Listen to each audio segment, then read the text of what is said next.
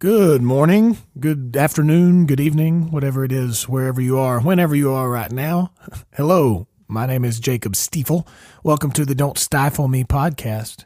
And I took the week off last week. Sorry if I left you hanging out there. But the week before last, I was in Washington, D.C. and Virginia playing some shows and seeing the sights. And my car got broken into while I was up there in a parking garage in D.C. Had to deal with all that for the first time. Then, as soon as I got back to Nashville last week, I worked all last week at the Ryman Auditorium for 6 days for Grammy Award-winning artist and fellow Alabama native Jason Isbell. Check him out. If you don't know Jason Isbell, you got to check it out. Anyway, but now I'm back at it. I'm back in the swing of things, and here we are. Before we get to today's episode, though, I do want to let you know, for now, this podcast that you're listening to is listener-funded. So if you enjoy it, hop over to patreon.com/DSM podcast. And what Patreon is, it's a website that's set up so that by receiving perks and exclusive access to things, people can pledge money per month that will help fund a creative process for whoever starts the page. So on our podcast Patreon page, for small pledges that start as low as $1 or $3 a month, you'll be able to get exclusive access to behind-the-scenes pictures and video and MP3 downloads, which the MP3 downloads, I'll be posting a lot of those in the next 2 to 3 days from the last month or two. But you can also have your name read aloud in the podcast intro or outro or posted on the website supporter page and a lot more things to choose from there on the page. Plus, you get to help fund the production process of these episodes, so you get to be a part of it. And once again, that is all over at patreon.com/DSM podcast. Also, if you are an Amazon shopper, next time you're going to order something online, if you think to, jump over to don'tstifleme.com or jacobstiefel.com and click the banner that says click here to shop on amazon.com. And the prices for you are all the same, but Amazon can see that you came through our website and they give us a small commission for sending you there. And that helps to fuel this whole thing and keep us going. With that, here is episode number 32. Pick it up from the piano.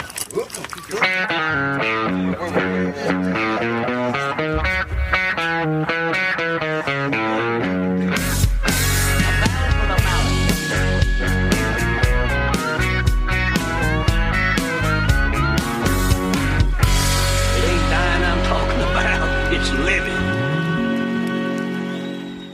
My guest today is yet another musical wizard, Billy Justineau. Billy plays keys for the Brothers Osborne, which is a country duo that's out right now. And in the past, he's played for country artist Frankie Ballard, Sean McConnell. He's even played for me from time to time. He also plays drums, bass, guitar, and probably anything else you put in his hands. He's one of those guys. But actually, during the outro of this episode, it's him playing guitar behind me talking. So check that out after you listen. I haven't seen Billy in a long time, so it was great to sit down and chat with him and catch up. So here it is, my talk with Billy Justineau.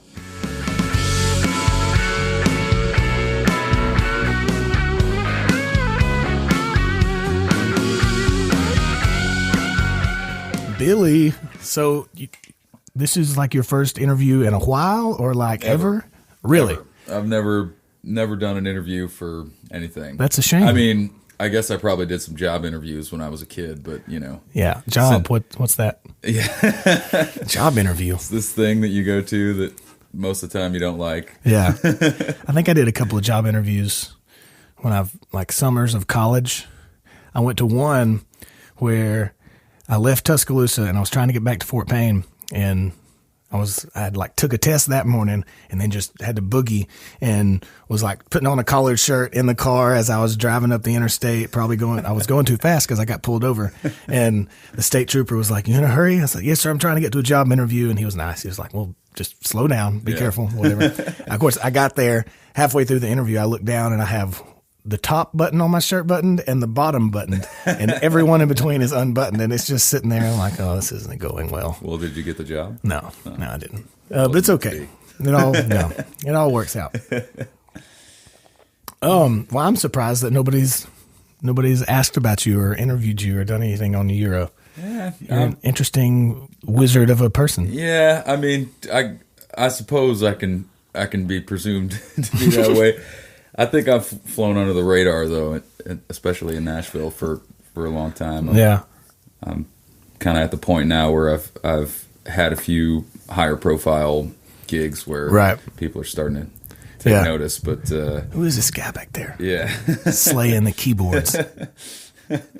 Are you still just doing mainly all keys, key work? Or yeah, professionally. Right. I mean, I play drums and guitar every day, pretty much. Yeah. Oh, yeah. Every day I'm home. Right.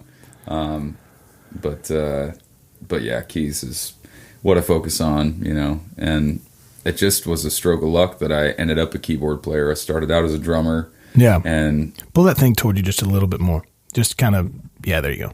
Good. Cool. La la. So you started out a drummer? Yeah. When I was really young, I grew up in a musical household, but one of my uncles was in the Air Force band with my mother, and he was a percussion player, and so he kind of, showed me the ropes a little bit, and helped my mom buy a little kiddie drum set, but I did that all through high school. I mean, I studied, and that was all I did. I had a guitar in middle school and started learning that, and we had a piano in the house, so I kind of got familiar with the interface and all that, but drums was really where my heart was at. And then after high school, really in high school, I started playing a lot more piano. I discovered some artists that I really loved, and piano players that I really loved and really influenced me. And who were some of your big piano influences? Ben Folds was like the big guy, because it was the first time I'd heard somebody rock a piano, and yeah, that really kind of put me on a path towards learning that style of, like, playing heavy and dirty, and it's, not necessarily like, doesn't have to be perfect. Yeah. You can, doesn't have to be classical piano. As long as the feeling's there, and, when the time's right, just grab as many keys as you can and just make a bunch of noise, But when I got out of high school, all my friends were drummers, so the first several bands that I was in after high school were with one of my best friends, and he's a great drum set player, and so it kind of just naturally happened where he was going to be the drummer and I was going to be the keyboard player. So, where'd you grow up? All over the place. I was born in New Hampshire, and my parents were in the military, in the Air Force. So, both of them? Mm-hmm. Oh, okay. So we moved to North Carolina for just a few months, and then to Japan for a few years when I was pretty young. I was not even 2. Moved back to Warner Robins, Georgia, and we lived there for probably 6 or 7 years. What part of Georgia is that? It's just south of Macon. Okay. Houston County, so kind of, it's middle Georgia, right in the middle. Big Air Force base there, so my mom was stationed on that base for several years. And what did they do in the Air Force? My mom was in the band, flute player, bagpipe player. Bagpipes. Yeah. Man, that's equally awesome and would be annoying to hear all the time. Well, yeah, I love the sound of bagpipes. Yeah. Most domesticated animals do not. They get really terrified. It is an instrument of war, after all. That's what it was developed to do. Yeah. I didn't know that. Why? How is that? I suppose it was meant to announce the presence of a standing army. Yeah, because it's just like consistent. Yeah, because it's just because how does it work? You blow into it and the air comes out of it, and then you just adjust the. Well, so there's a bag. Okay. And there's 3 drone pipes. Yeah, I was gonna say there's probably pipes too. Yeah. Bag and pipes. Yeah. And then there's the mouthpiece where the air goes in, and then the chanter where the melodies happen. So the bag basically just allows you to take a breath. So you fill the bag up, and then when the bag gets full and you need a breath, you squeeze the bag a little bit, take a breath, and then start blowing again to fill the bag back up.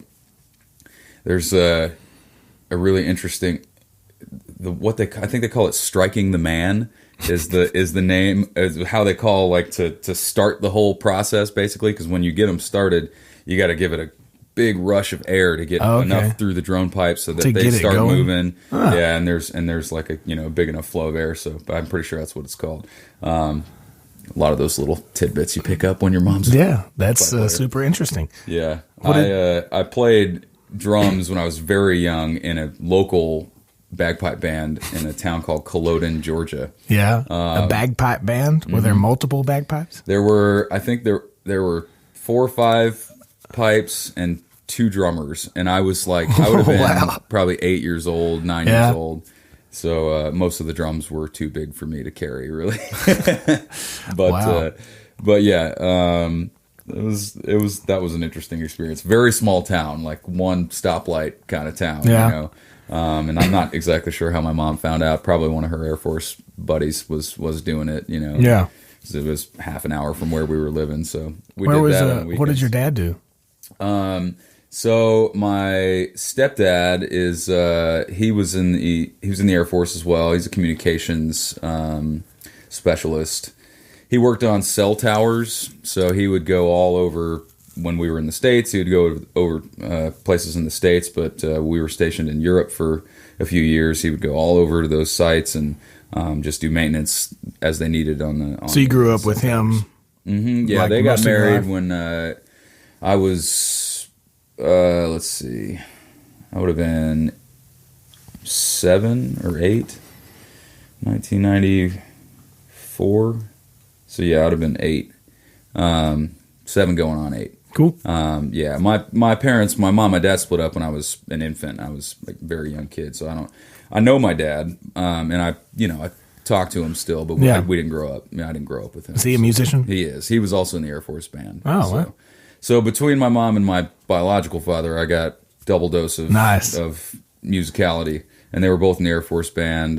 What'd your dad play? Your biological father? He's a piano player primarily, but when he was younger, he played a lot of different stuff. Yeah. But he plays the bass guitar. He's a very talented guy, so he's definitely had a big influence on me. Even though I didn't grow up with him, I was aware that he played all this stuff, and I ended up inheriting a couple of his instruments. Oh, that's cool. I have an old Fender Rhodes that he gave me when I was just starting out. That's awesome. He was very wise to say, like, you know what, this has been sitting at my buddy's studio and making for who knows how long. Man, I want a Rhodes so bad. Yeah. They're great, man.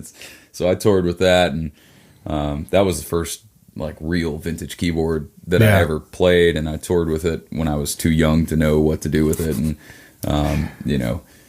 just played the hell out of it. And, but yeah, it's at my house now. Doesn't he live like out of the country somewhere, in another country somewhere? Mm-hmm. He lives in Norway. Yeah, Bergen. We've talked about that before. Mm-hmm. Billy and I here used to brave the downtown streets of Nashville mean streets. Years ago when we both played Broadway and 2nd Avenue a lot more than we venture to now. I still get down there occasionally. It's something I definitely wish I had more time for, because there's no doubt that it's really good for your chops. Yeah, as a musician, for sure. Yeah. For a guitar player, any musician across the board to keep your chops up and to be able to play a wide variety of styles, it's great. Yeah, and just to have, I don't know, I feel like I have a very good memory, and especially a very good musical memory. Yeah. So it's always a fun challenge to see, like if it's been a long time since I've played a gig down there, see if I remember, this random country song from the 80s. Yeah. You're one of the few ones that, like most musicians, I tell, like if I'm fronting, if I'm singing or whatever, if I tell them, look, if I ask you if you know a song and you don't know the song, tell me you don't know the song, because I don't want to screw it up. Yeah. But you were one of the few people that if I asked you and you said, no, I don't really know it, I'll be like, it's in A. You got it. You're good. It's just the keys anyways, man. just hit the A key and just hold it, So so growing up, did you go to college or anything? I did not. I barely made it out of high school, honestly.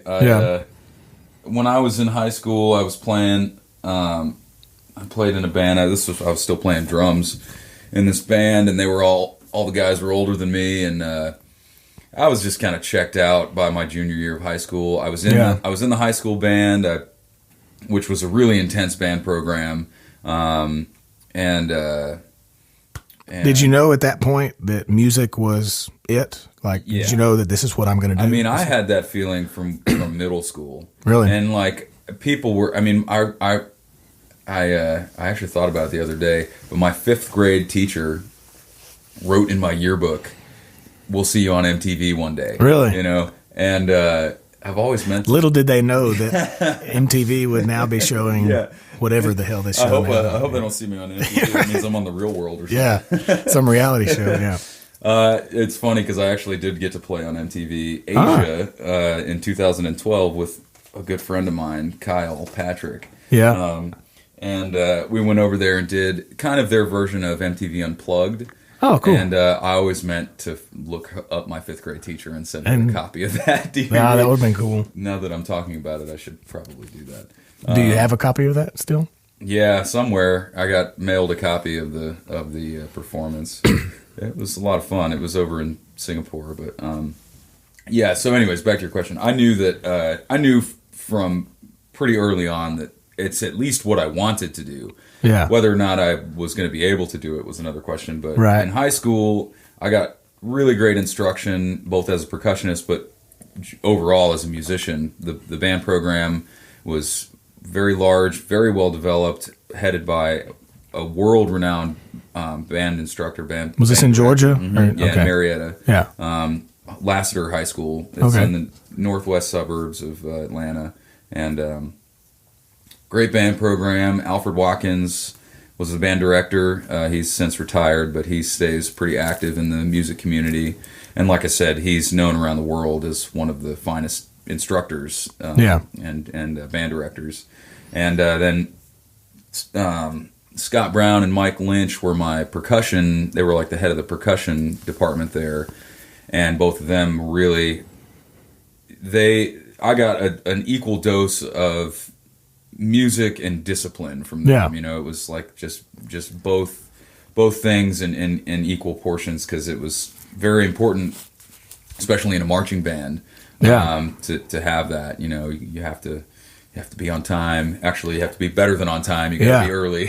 I can definitely see that looking back, like the years and the time that I've been around you, like downtown and stuff. Like, you've always been one of the guys. You can tell that you love it and you're having fun and you're great and musically and everything. But you're also, I can see the discipline in that you were always early. Yeah. You always did what you were supposed to do. You rarely drank too much. Yeah, rarely. You know, none of us are perfect. Yeah, that's right. Especially me. So it's all good. Yeah. Especially being a keyboard player, and, you know, back in the days when downtown felt a little bit more. I mean, I don't do it regularly anymore, so people that are listening to this will probably roll their eyes. But you know, back when you stood a very good chance of getting a ticket from a Metro police officer for just trying to load your gear into a bar because the proper loading zones were parked in. Yeah, they were actually parking spaces on the street, right? And then there were little loading zones where you could, usually had a cop car in them, right? And and then, you know, so back when it felt a little bit more like the Wild West, it was very important to me to get there early because of all the gear I have to move in and out of a bar. You know, being a keyboard player, the gear's big and heavy, and the bars don't supply it like they do a bass amp or a drum set. So, right. It's just frivolous. It's just frivolous things, you know. So it was, you know, that was just part of it. You know, part of the grind of it, and I definitely don't miss that part of it, moving around all that gear. Although I was probably in a lot better shape back then. You didn't have somebody doing it for you. Yeah. It's it definitely that necessitated me kind of keeping that regiment of like, all right, I'm just going to be an hour early to the gig no matter what, because I don't want to, you know. I always try to do that, because then if you hit like crazy traffic or if something happens and you're 30 minutes later, then you're still 20 or 30 minutes early for exactly. You know? I never could understand that. I knew guys that would, like, almost like clockwork, every weekend when we would play, I would have musicians that would text me 10 minutes before we were supposed to start and be like, man, I'm sorry, traffic's crazy. I'm running a little late. Yep. I'm like, traffic was crazy last week, and it's gonna be crazy next week. You know? Exactly. Yeah. Well, it seems to have, like I said, I don't do it regularly anymore, but the way that they've got it, you know, they've widened the areas for the pedestrians, and then they've also, you know, given one whole dedicated lane for loading and constant unloading, which is loading. no parking, and that makes a lot more sense to me. And the few times I have done it since that change has happened, and they've got it set to actually my my metro councilman for the district that I'm in was one of the guys that got it set up to where now there's 2 or 3 designated parking garages to where if you're a musician downtown, you can park there for like $5 any night or something like that. Yeah, I forgot. We can look it up, but I forgot exactly which garages it is. But yeah, that's what should happen, man. You get some kind of stamp thing from the bar. I remember people talking about that years ago. I'm so happy to hear that that's happened, because I mean that is hundreds and hundreds of players that support. The scene. That's why people go downtown there. People go down there. I mean, Nashville is known as Music City, and a large part of that has to do with the live bands that play. Mm-hmm. I was just down there the other day. We played at the Bridgestone, and we, you know, after sound check, me and our drummer Adam went out, and he had a friend playing over at Tin Roof, and we went down there, and I commented to him. I said, it never ceases to amaze me that even, and this was not a bad band, you know, but even like a subpar band in Nashville, you put that band in any other city in America, maybe except for like the big cities, you know, New York, LA, right? You take them, but you take them to any city in America, and people will love it because they're great, because it's full of great players. You really get spoiled being here, because we'll get, like, you know as well as I, like, on going on the road, if you end up in another bar somewhere that has live music, and they're like just beyond awful. And they're like it's their Saturday night band, you know, and it's you think you could take, like you said, you could take the most mediocre Tuesday night band here and put them somewhere, and it's just, and they'll blow people's minds. I mean, it's very true. It's like you said, we get spoiled here, but I try not to lose sight of that, you know, because especially if you've spent a lot of time playing down there, you can, you know, your opinion can kind of sour about. Oh yeah, you can definitely get jaded. For sure. But I really try to stay appreciative of what it has provided for me, the opportunities that I've had. Right. I pretty much almost entirely attribute to playing in that scene, because that's where I met the people that then asked if I would come out on the road or do this, and, you know, one thing led to another, and that's. Well, what did you do after high school? We'll get back. High school. So, like I said, barely made it out of high school. Ended up getting my GED. I dropped out in the last semester of my senior year. I was playing music. I was, you know, playing in the bars in Atlanta, or we'd go to Birmingham or other places in the Southeast, and I'd skip. So were you doing like cover gig stuff at that time, or original shows, or what? I was playing in a band called Greenfield, and they were it was all guys that were well older than me. I think the next youngest guy in the band was like in 25 maybe. Yeah. And I was 17, and it was mostly original music, but we covered a handful of tunes, you know, Crosby, Stills and Nash, or we played this cool John Scofield, Pat Metheny tune called The Red One that I just rediscovered the other day. And you know, stuff like that. It was pretty heady stuff for a 17-year-old. Bunch of hippies. But yeah, we were, you know, we were definitely. It was mostly original music. The main singer songwriter guy, Gary, was total hippie. But did you stick around there after? Yeah, I stayed in Marietta. So right after high school, I thought I wanted to be an audio engineer. So I looked around, studios, see if I could get an apprenticeship somewhere or just work somewhere. Yeah. And then I found out about a school called Full Sail down in Orlando, which is like an accelerated program. Basically, you can get an associate's in 12 months or a bachelor's in 24 months. They don't offer a bachelor's for the audio engineering. I think the only bachelor's degree they had was for computer design or game development or something like that. Yeah.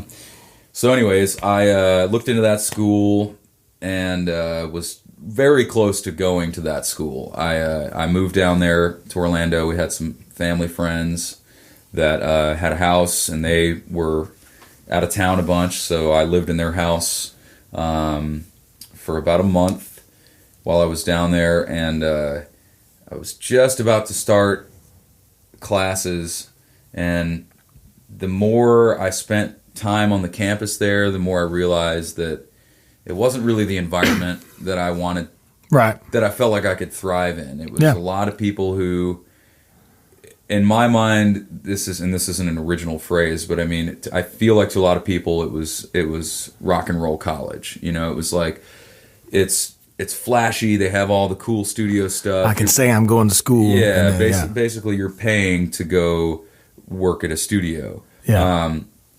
And a lot of money too. I think it would have probably cost me $60 or $70 to go there for a year. Yeah. Wow. Which of course I didn't have, so I would have been borrowing that and probably would still be in debt. Yeah. It's a common tale. Yeah. So very fortunately, one of my best friends who I'd mentioned earlier, Patrick, he's a great drummer. He was working with another one of my friends who I'd mentioned, who ended up taking me to Singapore to go play on MTV, Kyle. They had started playing together back in Marietta while I was down in Orlando. And they just hit me up and they were like, man, if you come back here, if you change your mind or if you just happen to be back here, we'd love to get you to play on some of the stuff we're working on. So, it took me just a day or two to realize, like, you know what? I want to do that. And what I'm seeing here, like, less and less I want to do. So I just packed up my stuff. I went right back to Marietta and started playing in this band. And we did that for like 3 years almost. Kyle was in school at Berkeley in Boston. Patrick was at school in Columbia, South Carolina, at the University of South Carolina.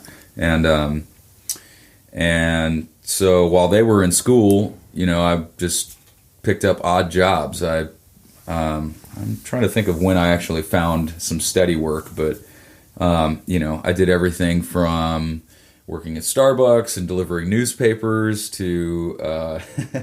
Did you have a paper route? I did. And in the suburbs, it's not, you drive your car, and I had about 330 papers on the weekends, so it was a lot. It was a lot of work. That's a lot of newspapers. Yeah. It was every day. You just don't. Did you have like the designated like mailbox thing to put them into, or did you have only for? So I had a handful of people on my route who got either the New York Times or the Wall Street Journal, or some other specialty paper. And one or two of those people had like a mailbox they wanted it in. Yeah. The other people just didn't care if I threw it on their lawn with the AJC that I was delivering, the Atlanta Journal-Constitution. Yeah. Okay. So, anyways, I did that for a few months, but I was all the money that I had because I was living with my parents until I was, I think, 19. And all the extra money I could get, I just bought gear with. So I bought a pair of studio monitors, I bought some mic pre's, I bought some microphones, and just started. I bought an old Mac G5 and a Digi-002 back when you needed an appropriate interface to run Pro Tools. Recording equipment for all you folks out there who are not understanding the jargon. So I just basically pieced together a very small recording rig and started recording drums and guitar. Just working and figuring, learning. Writing songs and recording cover songs, and in my mind, it was the next best thing to going to college to learn how to do it or working in a studio. It's just, you know what, I'll just get the stuff and start making mistakes and learning from them. And, that's cool. And so I did that almost immediately after I got back from failing to start at Full Sail. So between that and the odd jobs, I did that for a while. The band I was in, eventually the singer Kyle got picked up by a pretty successful pop rock band called the Click Five. And they had, a lot of success in some of the Asian markets, which is how we ended up going to Singapore. Yeah. So that band ceased to be, and I tried my hand at producing. I worked with a couple of different bands and artists, and at that point had enough gear and enough inputs to be able to do a band, a full band at my place, and it never was like super professional. It was just I just happened to be a guy who could record something. Who could do it. So right. But all this time I'm still playing a lot and writing a lot, and I got a regular job. I worked 9 to 5 or 8 to 4 actually at a tree service, Chapman's Tree Service in Marietta, Georgia.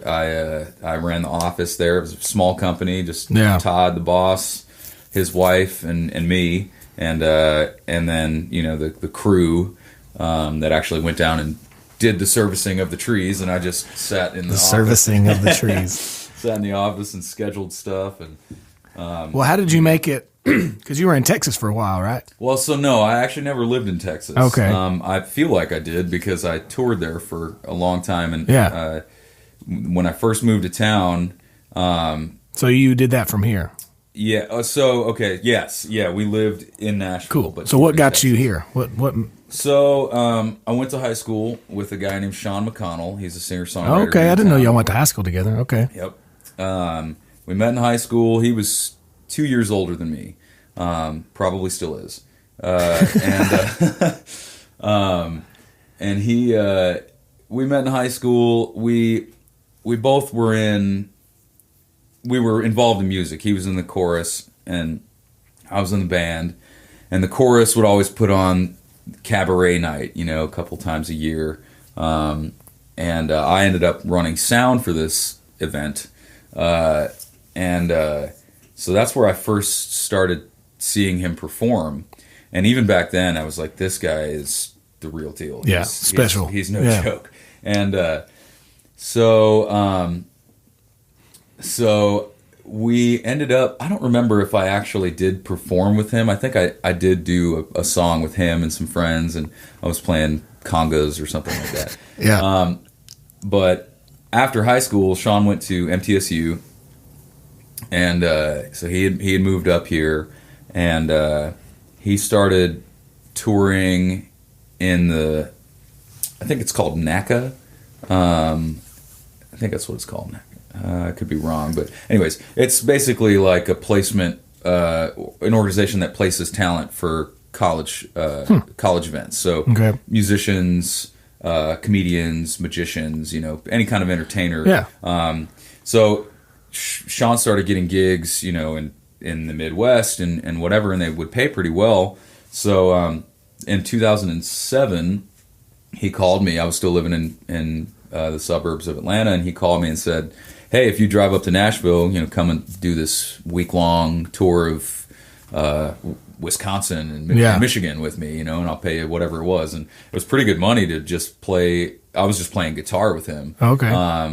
And so I did that. We did that a couple times. We played some shows around the Southeast, some colleges, and he had put a full band together. And I would drive up from Atlanta and play keys and guitar and sing backgrounds with him, and we really started clicking musically, and I loved what he was doing. So it was 2009. He had been touring out in Texas, and really found a good following out there, and they hit it hard. I mean, they were out there as much as his schedule would allow, which was pretty much every weekend. And so they did that, and they got Sean McConnell's big stuff in Texas. Like he is, man. He's revered. Yeah. And rightly so. I mean, he's great. He is just a supremely talented person, and he writes gut-wrenchingly truthful songs that really get right to the core. I saw him at Third and Lindsley one night, and I can't remember what song it was, but there was a couple of songs where the band went off stage and he played just acoustic, and it was just like nobody was saying a word in the place. Everybody was hanging on every word, and it was just like one of those moments where, as a songwriter, I was like, "Oh, yeah, I need to go work." Like, yeah, I just saw him at the Belcourt last week, and it was the same, man. I mean, you could hear a pin drop in there for most of the night, that's the kind of, I mean, he lives for that, that's especially, that's the best, those are the best moments, because everybody, you're all like in the same wavelength. You're all connected just for those few moments. Nothing else matters but the music and the words and how it makes everybody feel in the room. Mm-hmm. And, So, 2009, he was coming through Atlanta. We rehearsed at my house. I had a big basement, and his band came through. They were playing at a place called Vinyl, and he asked if I wanted to come and play with them. So I set my keys up, and we rehearsed, and I did the gig with them, and that kind of proved the theory of like, okay, we could add a keyboard player, and this is driving pretty well. And right. It was a few months later, he asked if I would come out and not play keys. I came out to Texas and basically like tour managed and sold merch for the first, I don't remember. It was a couple weekends I did it. And then he asked me to come back and play keys. And that was in the beginning of 2010. So I think January, maybe February of 2010, I went back out to Texas and played a couple weekends with him. And then he just said, man, I want you to join the band. All you have to do is find a way to move to Nashville. Yeah. And you can do this for, full time. So I did that. It was a really easy decision. It was, it wasn't easy to make it happen, but I knew that it was foolish to do anything else at that point, I'd been working at this tree service, and that was, even my friends who aren't musicians, they were, telling me like, what are you doing? Yeah. And you were like, you're wasting your life. Yeah. You're, there's no reason for you to not go. Yeah. So Sean McConnell really is how I got here. And, we started touring. I mean, he had already been touring, but we continued to tour in Texas. Was it mostly weekend stuff?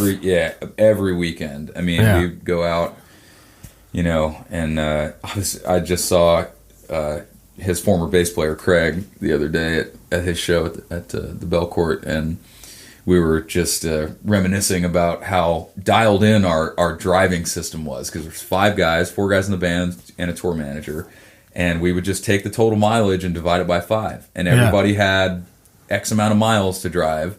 And, sometimes you got unlucky and you got stuck in traffic and your shift was a little bit longer. Sometimes, you couldn't make it, so you had to break it up. You do the extra 50 miles that you didn't get to at the end of the run. But it actually worked really well. And for, we put a lot of miles on that van and drove a lot. But fortunately, left the whole thing still friends with everybody, and nobody. It's hard to do, each other. So, so it felt like I lived in Texas for the first 18 months or so. I lived in Nashville because I probably spent more time in Texas than I did here. It holds a very special place in my heart, because I really do believe that there's something in the culture there where people, and I know you've discovered this recently too, but people just want something original. They want something that they know the person they're watching came up with themselves. Yeah. There's something very impersonal to artists who don't write. stuff, and I don't know if that's exactly it, but that's what I see is that people just really want original material, and they latch onto that, they crave it, and they go out and look for it, And, they look for new. They'll see somebody who's playing at the bar, and they'll be like, "Well, I don't know him. I'll go check him out and see if I like him." Whereas other people in other places will be like, "I never heard that guy. I'm not going." Right. And they're what I've found and what I love the most about Texas in general is how accepting and open and welcoming they are. Like when I first started playing out there, I had friends just like that. Like good friends that are still my friends to this day from the New Braunfels, Austin scene. Yeah. And because they were just like, because they were just like, who's this guy? Oh, you're friends with that person? Well, you're my friend now. Yeah. And it just happens like that. And that's the way it's just almost everybody I've encountered in that scene has been like that. Yeah. Yeah. It's a very special place. It's still amazing to me how self-contained it is. It's like, and it's a pretty well-kept secret. I mean, not to most people in the music business, but when I was just getting started in the music business, it was like I had no idea who Randy Rogers was or Wade Bowen or any of the big guys, or girls out there. Yeah, because that would have been like early to mid 2000s. Yeah, when that was like the red dirt scene was crazy in Texas and Oklahoma. Yeah. But if you were outside of that, it was like, exactly. Yeah. And I'd never heard of any of those people, and then come to find out, we're going and opening shows for Wade Bowen, and thousands of people. People show up, and I'm like, oh. Okay, this is all right. This is great, And I love Wade is one of my favorites, man. He is an incredible songwriter and just a sweetheart of a guy, and it's still kind of blows my mind that most of those guys, they just kind of stay in that scene, They don't break out. Maybe not for lack of wanting to, but I think a few of them like maybe attempted it, but. And I could see this happening. I'm sure they maybe attempted it and then kind of like saw what it was going to take out of them to be that successful on a massive scale, and thought, you know what? Yeah, I'm good. I'm doing good in Texas. I might just stay here. Yeah, I don't blame them at all, man. I don't either. The first time I heard of Cross Canadian Ragweed was when they were trying to like branch out and were doing stuff on CMT and trying to get out. Yeah. But like you go to a show of theirs at that time in Oklahoma or Texas, and it was packed wall to wall, no matter the size of the venue. Yeah. But I'm sure the same kind of thing. Like they probably were like, you know what, we'll branch out from time to time, but for the most part, we'll just stay in our little area here, because it's not like they're having to settle. Because they're still like, those people all do great anywhere in Texas or Oklahoma or the middle of the country like that. Yeah. And they're just selling out everywhere. It's true, man. Yeah. That's, like I said, I don't blame them. And logistically, it's like, Texas is so far away from everything else, that it's like, it makes sense to kind of stay centrally located. Yeah, it's like anybody else staying in like a 3 or 4 state radius is like somebody in Texas just staying in Texas. Yeah, exactly. I know I mean, Nashville feels that way. Most major country artists get everywhere. They go all over the country. Yeah. You can very easily get to a huge portion of your listenership. Yeah. Just within an 8 or 10 hour drive of Nashville, which makes it very strategically located. Do me a favor and twist the microphone in the thing. Just kind of, it's going to fall back like that. So within the clamp. Yeah. There you go. Yeah, just turn it to where the Audio Technica thing is facing. Oh, yeah. Look at that. Oh, okay. You might sound a little reverby earlier, but it's all right. How long were you with Sean? So I played with him for the first 18 months I was in town. So that was from April 2010 till, really it was like from April to May of the next year was like the full band run that we did. And then we slowed way down. He stopped booking gigs. He wanted to stay at home more, focus on songwriting, and they were also getting ready to adopt a child, so we did some tour. We finished out that schedule, which brought us up to the fall of 2011. And then, I don't remember specifically, but I still played with him. We went back out to Texas and Oklahoma and some other places and he and I did some acoustic shows. Yeah. For the next couple of years, we did that. So you're still, at that time you were doing that, but then during the week you were picking up shifts here downtown and meeting people and networking and doing that whole thing. Summer of 2011 was when I jumped into the Broadway scene with Adam Fisher and Caleb Kane. That was the first ones you jumped in with? First gig. How in the world did you come upon those guys first? Well, I lived with Elmo, with John Zatella, and he was playing guitar, and Josh Correa, the bass player, was playing bass with them. We did that, and it really didn't take long. I think it probably took a month or two to have enough people see me playing with them on Mondays. Well, first they said, okay, you got the tunes, like you kind of, you're starting to get it, like come play with us on Tuesdays, then come play with us at Big Shots on and then once Thursdays, it's such a close neighborly, I don't know what you call it, like web of people that play downtown. Yeah. If you get in with like one group of people, then you play with musicians who play with them. Well, those musicians also play with other people.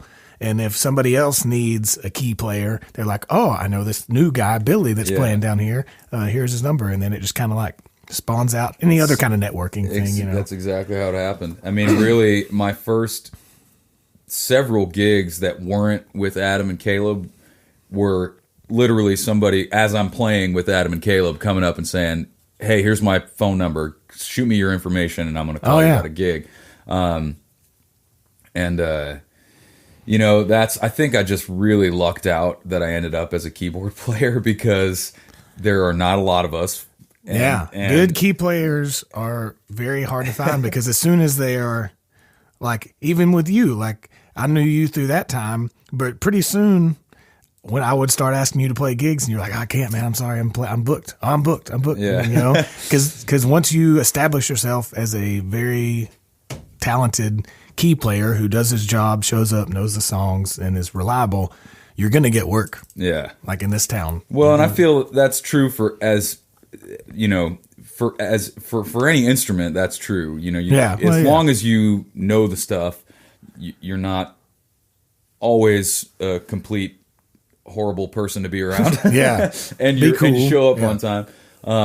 You're going to keep getting calls, but the added benefit is that, there's so few keyboard players around town compared to drummers, bass players, and guitar players. Oh yeah. So, all the other elements of a band that you have to have, of course there's a lot of those players around. And then, when you want to add the icing on the cake, it's either a steel or a fiddle or a keyboard player for the most part. So for the people who weren't like completely traditional country or whatever, keys is usually keys the next is the thing. So I feel lucky because of that, because I don't know how quickly it would have happened if I had stayed a drummer, and I know for sure I would have had a lot harder time just getting in the door because it wasn't, hey, you can come and sit in with us, and even if you don't know all the songs, it's fine. It's like that wouldn't have been fine. And I would have had to find somebody who actually needed a drummer for the whole gig. Right. And, it just, did that, so how did that lead to starting to get better artist gigs on the road and stuff? Well, so was Frankie your next, or were your next artist gig that you did? So not really. It was I met. Let me see if I can piece it all together here. I started playing with Tyler Powers. Okay. Through guitar player. Yeah, Tyler guitar Powers, player. And started playing with him and the Disappointments. That was the band. Yeah, that was a time. That was a time. That was There was definitely, that was a time of a bit of overindulgence on my part. A lot of us. a lot that of era us. was, yeah. Anyways, so through Tyler, because we played, I sort of split my time between Adam, Caleb, and the Disappointments, and then Disappointments got a little busier, and so it became logistically easier for me to do more of their gigs. I would pick up gigs with you occasionally. Yeah. I would pick up gigs with some other artists that were playing around. But anyways, so Tyler introduced me to Brian Allen, who's a bass player. They went to school together in L.A. Brian was the band leader for a band called Miss Willie Brown at the time. This probably was 2012, I think, or 2013 maybe. They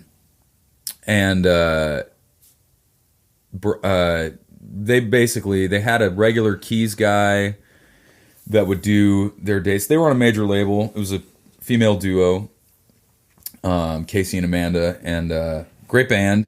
But Brian ended up calling me for to sub some work with their band. Yeah, and they were on tour with John Party and Frankie Ballard, and at the time, the guy that was playing drums with Frankie, Ross Webb, we had mutual friends. I'm sure you know Ross. Yeah, I know Ross. And he, so the first gig I did on this tour, because I only ended up playing like 7 or 10 gigs with Miss Willie Brown. It wasn't a lot, but I was just filling in when their guy. So were they like the opener? Yeah, so they would play first, and then it was technically a co-headline between John and Frankie, and. So I show up on the tour, and just as it happens, Ross is there playing drums. I was like, "Oh, hey, you're that guy. All right, cool." So I got a friend here, and we started talking, and he introduced me to the rest of the guys in the band. And Eddie, the band leader, was, I guess just saw me play and dug what I did. And did they have a key player at that time? No, it was just a 4-piece. And so at that time. After all that was done, it was a few months later, I think, Eddie hit me up and said, "Hey, man, we're, going to be looking to add a 5th piece. Frankie wants a keyboard player. I think it would be great to have you come in. Are you available? Are you interested? This is something that's going to be months in the future. So, just trying to put the feelers out." And so, of course, I was like, "Yeah, man, you guys rocked." And that was something that I really wanted to do, was get into a band that would get me on the road full time. Yeah. So a few months later, this was at the end of 2013, and then like January of 2014, he sends me a message and says, "Hey, we have a gig coming up in February. We're opening for Scotty McCreery at the Ryman. You want to play it?" I was like, "Well, if you're trying to get me to join your band, that's a good way. That's the best way to do it." So that was the first show you did? That was the first show I did with Frankie. Was at the Ryman. Not bad. Not a bad place to start. We did a rehearsal. He had just had his album come out, or it was just about to come out, but his first single from the album was out. And it was going up, just jamming up the charts. Hell of a Life. It was his first number one. And so he had Jason Mowery come out and play some utility stuff. We had Marshall, the producer, come out and sing and play percussion. And I was there. And so at first it was kind of like, okay, is this like maybe just a special occasion and they just wanted to beef up their band for this performance? And then because there wasn't really any promise of like, well, you're going to join our band after that. It was just like, do you want to do this gig at the Ryman? Yeah. So I did that.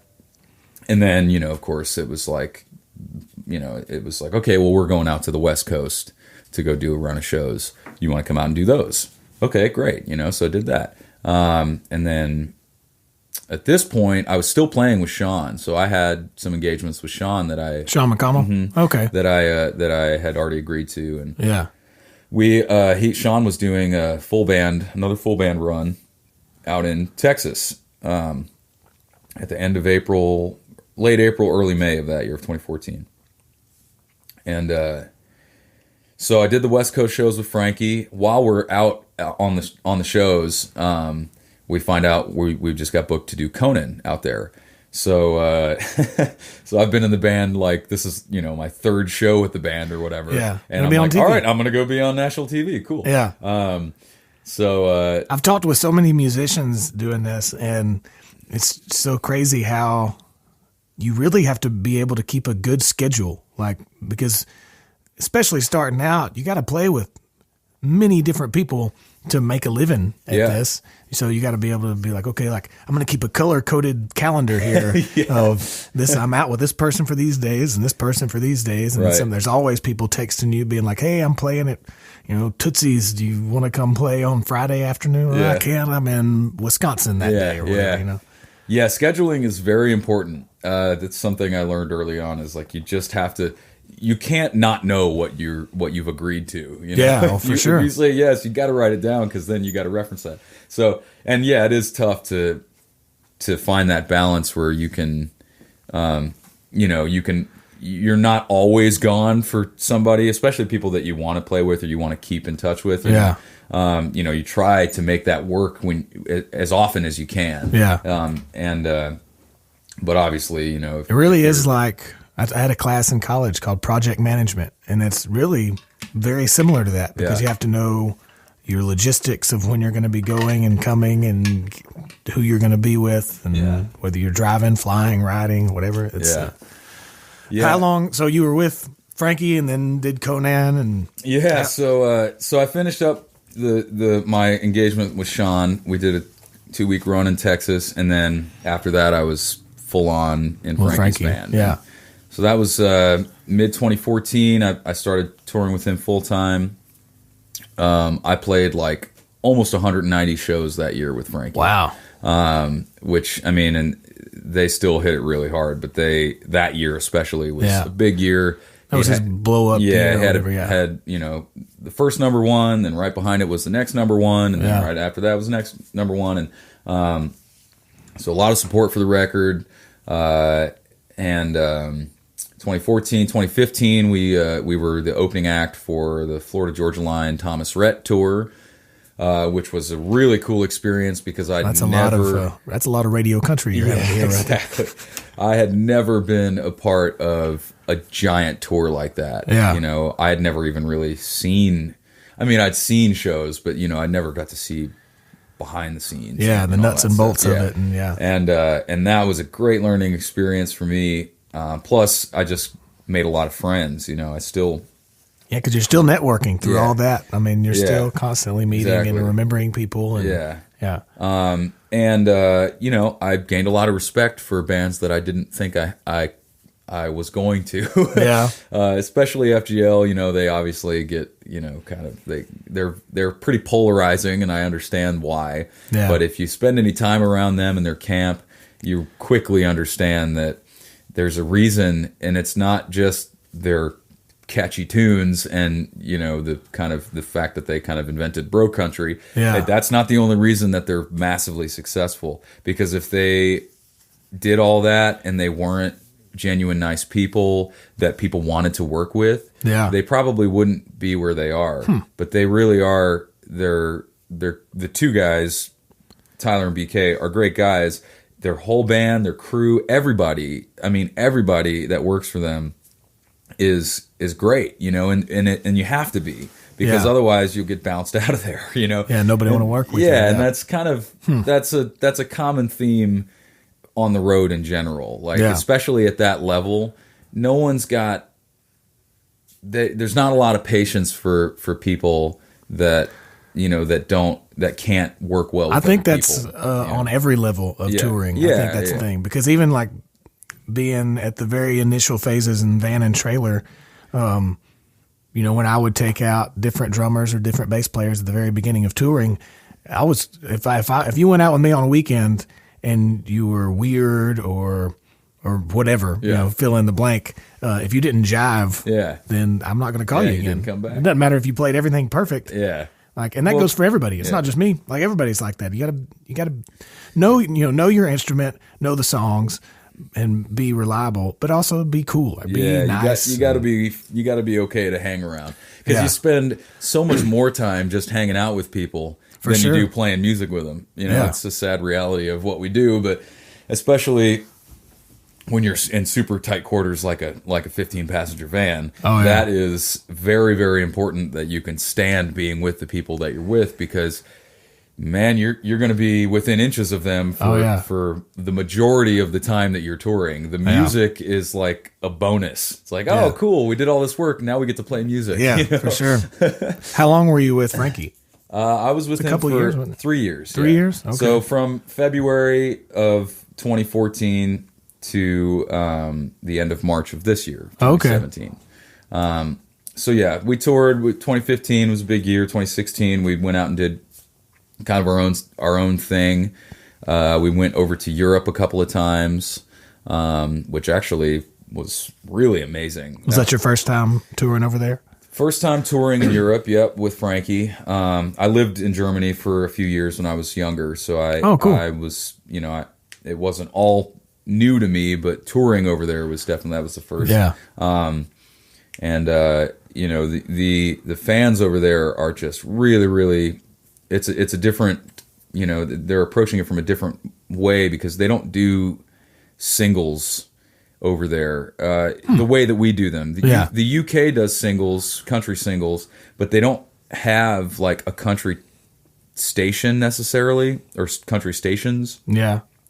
So their country singles will play on, whatever. I'm not sure if it's a variety or adult contemporary or whatever, music. But it's like, it's just kind of a general music station, and their single cycles are like 8 or 9 weeks versus like 20 to 40 weeks here. Yeah. So everything I've heard about, and speaking in general of an area of the world, but from people that I know that have that have toured in Europe all over, like I've heard that once people over there, I sound so ignorant saying that, but once those people, once they become your fan, they're much more likely to just be your fan for life. And whereas here it's much more come and go. Yeah. It's a couple of things. I think it's over here, people are just oversaturated, especially with country music. If you're a country music fan, in just one day, you are oversaturated. You get all of the top 40s in one day, basically. Over there, because they don't have that kind of exposure, they're less saturated, so they have some more resources to devote to any given artist. The other thing is that because they don't have single driven, the fan base is not single driven.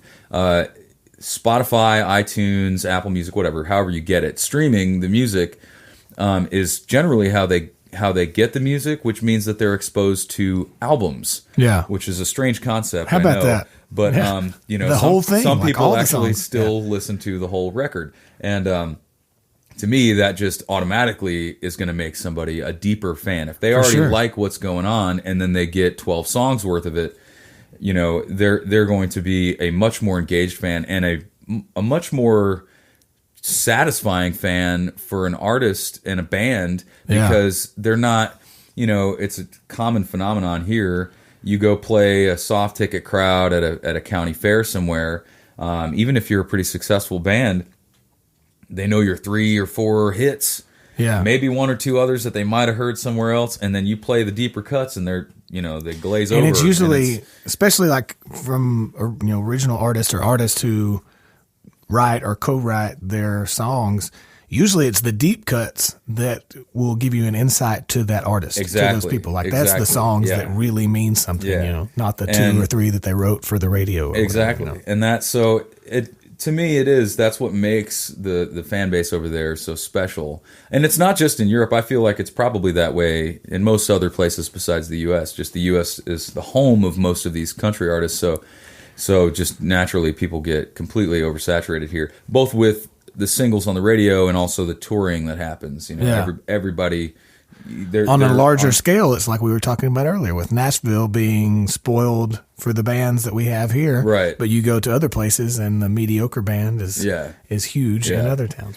Yeah, it's definitely a similar phenomenon. So we went over there a couple of times and saw it actually grow pretty quickly because the live show was exciting. It was this thing, and we tried to keep that edge on it where it was like, we had a structure, we did the songs, but there were moments where it was always kind of a free for all. We were just like, all right, we know what is going to happen, but every night it's a little bit different, and Frankie can just go and do whatever he wants, and we had developed the band to the point where it was like we knew how to follow him. We could read each other. When you play with the same people for an extended amount of time, it's crazy how tight you get and how you know each other. Yeah. When Billy leans this way, we know what he's about to hit. Because I've had drummers that have played with me for a lot can tell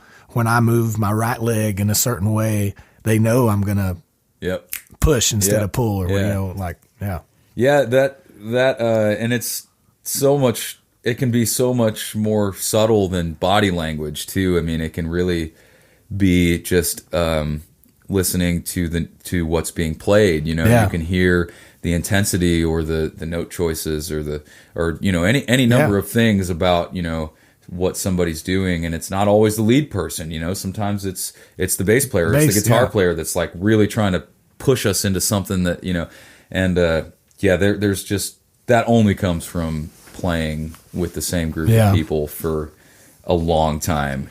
I've been playing in a new band, or new to me. So who are you playing with now? So I play with the Brothers Osborne. I started playing with them in May of this year, and this, to my point, what I was just about to say was, I've been playing with them since May, and I'm just now getting to the point where I feel like I can hear and feel the intention behind kind of everybody in the band. And really let the music kind of guide the feeling of guide my intention. Right. Let John or TJ or Pete, the bass player, Adam, the drummer, or Jay, the utility guy, like let them kind of like lead you to where, or just keeping your ears and your mind open to accept that kind of nuance. And that, it just takes time. We've been playing a lot, and I'm just now getting to the point where like I feel comfortable reading those signals, and it'll continue to get better as we play more and more. But how'd that job come about? Well, connections and networking. Yeah, just like everything else, people. It's great because these guys are true. John and TJ are some of the highest regarded kind of new school of country artists that have come about in a long time, because they come from a very genuine place. They're writers. They grew up in the country. In Maryland, but a lot of people don't think that there's country outside of the South. But there's country everywhere. Yeah, and so they're informed by country music, but also by a lot of other type of music, Southern rock and jam bands and things like that. But it's something that I have to keep pinching myself about, because I ended up in this band at this moment where they are having a moment, like they're having several moments really, but it's like they are, they have found this wide acceptance within the music business and the country music community. They have a lot of respect from people, across the spectrum of the music business. And on top of that, they write really good songs and play and sing the hell out of them. So I still haven't seen them live. I've watched some videos online. Please and come check it out, man. If we're in town, if you want to come see a show, check it out, because it's an experience. Yeah, man. for sure. John is. I single John out because he's a freak of a guitar player. He's so good, and so it's compelling to watch. It really is. It's captivating to watch this guy play. But everybody in the band, I feel, is that way. Like we all, as a band, are trying to live up to that. to try to make something special every night, and make sure it's it's different, you know, for people that are either seeing us multiple times or just, you know, so that we don't get a reputation of, well, they just go up and play the same songs and it all sounds the same, whatever. Yeah. We want it to keep it dynamic. We want to keep people guessing. And but anyways, how I got the gig was I was out with Frankie. This was in 2014, and the brothers were making the rounds just like we were. So we were on festivals together, and I knew their bass player, Pete. I'd met him shortly after I moved to town, and I saw he was playing with them, and kind of how I got into Frankie's band. It was like, hey, I know you. Yeah. And so we started talking, and I'm not sure if I should say this part, but Pete, over the years, he would see me, and you know, in about maybe the end of 2015 or early 2016, he started, you know, asking like, hey, how's the gig going? You know, how's everything? You know, yeah. And you know, then it kind of got a little less subtle, and he was like, man, you know, we're going to be looking to add another, you know, keys player. Yeah. I really think that, you know, you'd be a good fit, and you know, if that's something you'd be interested in, you know. And then, you know, it was basically like, I'm going to steal you out of that band. Right. You know, you're gonna be in our band. And I was like, okay, you know, that's just let me know, you know, that would be great, because I really was a huge fan of their music from the get-go. From the first time I saw them in Ohio or wherever it was, just saw them live, and just this one song, "Shoot from the Hip," is one of my favorites of theirs, and just it has this gritty energy, and it's not like anything I'd really heard in country music, and so I was a fan. So they finally got you. So but the other thing that really kind of like sealed in my mind that it's what I really wanted to do was that Sean McConnell ended up writing the title track for their full length Pawn Shop. So it came full circle. So it was like, and I bought that. My wife and I had just bought our house it was last year, January of last year. He got married last year, or is it last year or year before? Last year? Last year, October last year.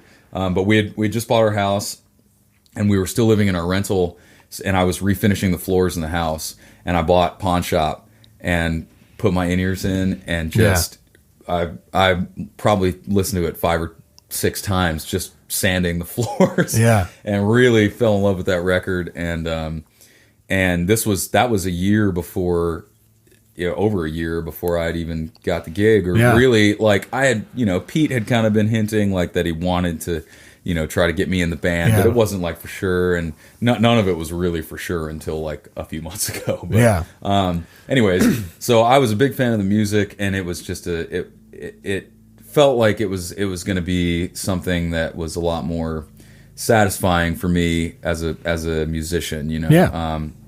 It was just music that I knew I was drawn to naturally.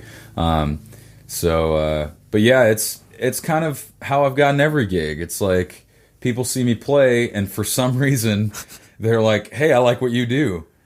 You want to come?" What helps? It helps that you're fantastically awesome at music, and you're an awesome person too. So, well, thank you. But what is Billy Justineau's goal?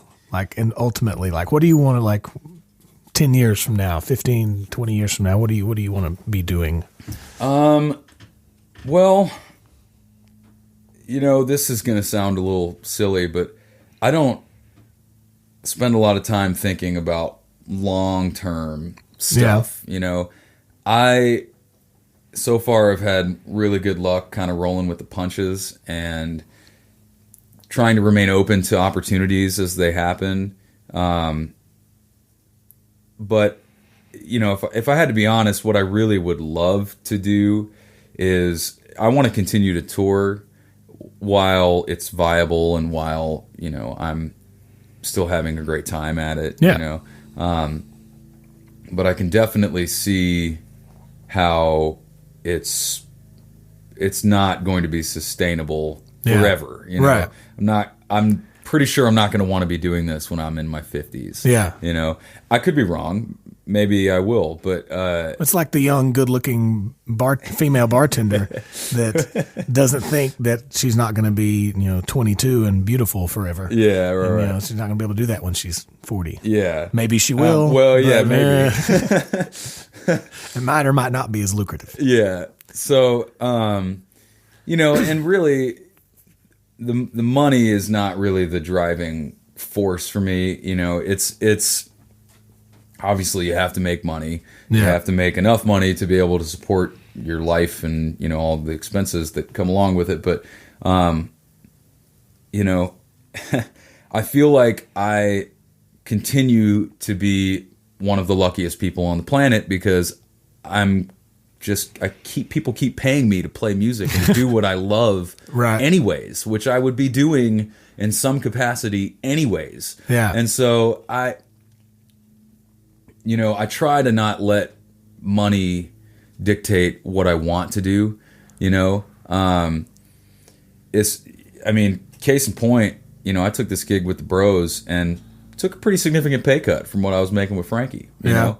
And that might be a bit of an overshare, but it's the truth. It's like, I knew that I wasn't going to make as much money with these guys, but that didn't matter because I wanted to play music with them, and I wanted to be a part of what they were doing because I felt like what they were doing is really, really special. Yeah. And it really is making an impact, and it's going to have long lasting effects on the music community. And I want to be a part of that. A small part of it, but I want to be a part of it. Yeah. And the money really is going to come and go no matter what anyways.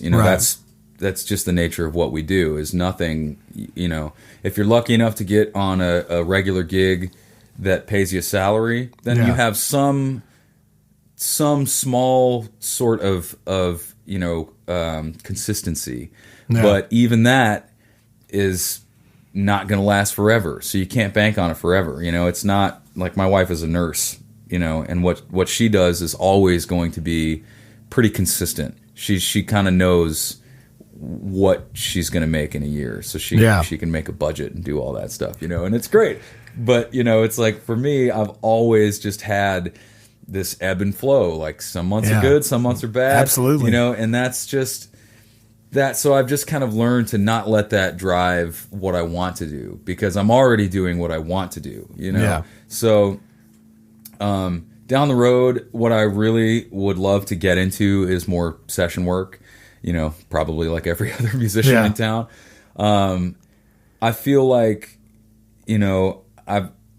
having a foundation as a drummer and then going, and kind of changing over to being a keys player gives me a sort of a unique rhythm and groove and feel that I think lends itself really well to that environment. Yeah, for sure. And also playing other instruments, singing, having a good ear for harmony, being very familiar with the recording process and all that stuff.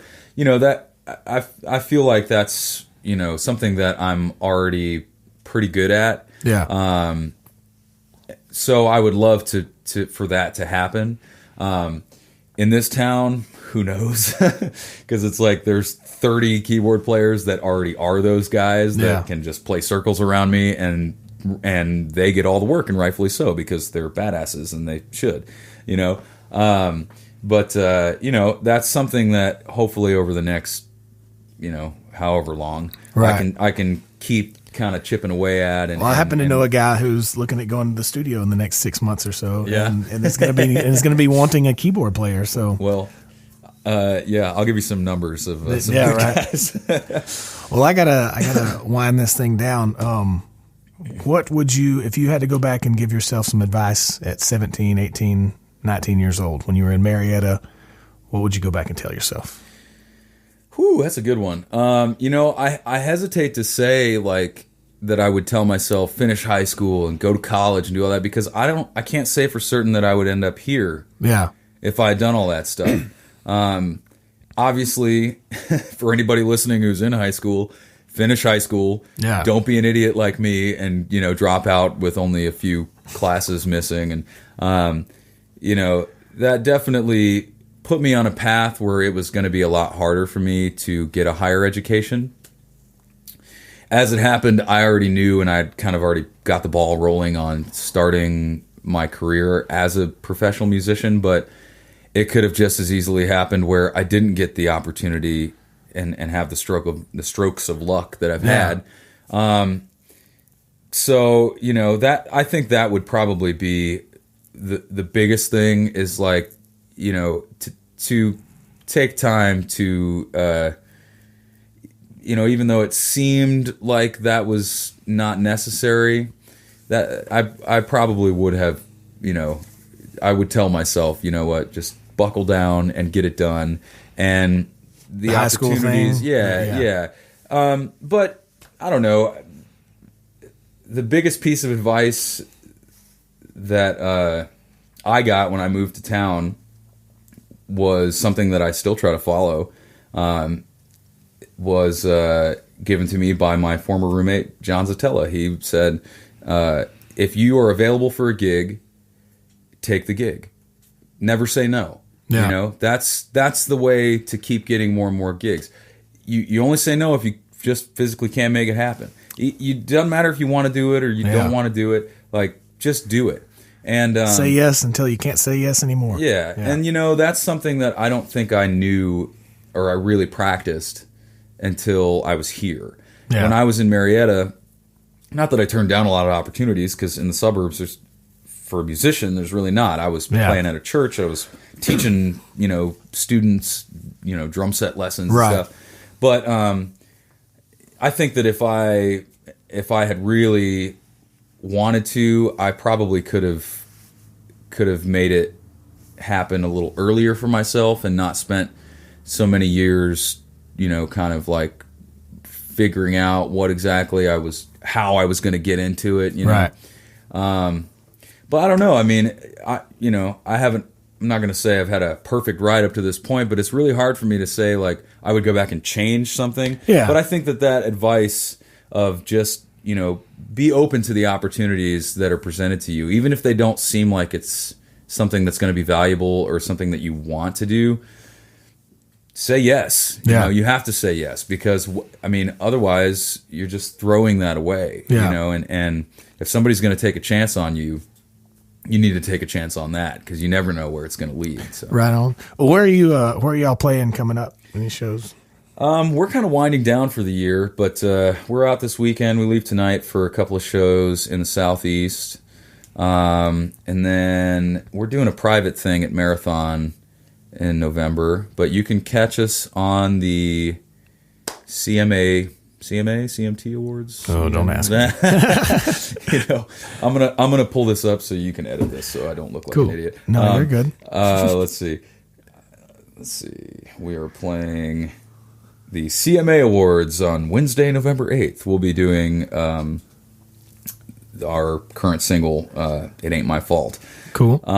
But as far as a live show, we're kind of winding down for the year. What's a website they can go check out for the Brothers Osborne? I believe it's just brothersosborne.com. Cool. I don't have a website. You can find me on social media. You know, all of my handles are just my first and last name, Billy Justineau. But cool.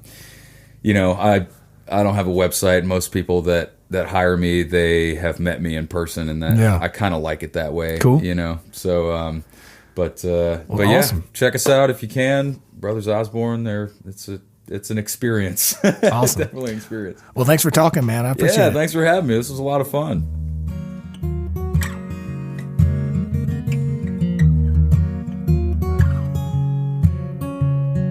And there it was, episode number 32. Thank you, Billy, for coming by the house and talking with me. Thank you, my friends, for listening, as always. Check out don'tstifleme.com/032 for info and links on Billy and the Brothers Osborne and where they're going to be playing coming up. I'll even find a video or two of Billy playing with the brothers and see if I can't post them up there on the page. Once again, please go give a look at patreon.com/DSM podcast, where you can get exclusive access and perks and bonuses from the podcast here in return for monthly pledges that start as low as $1 a month.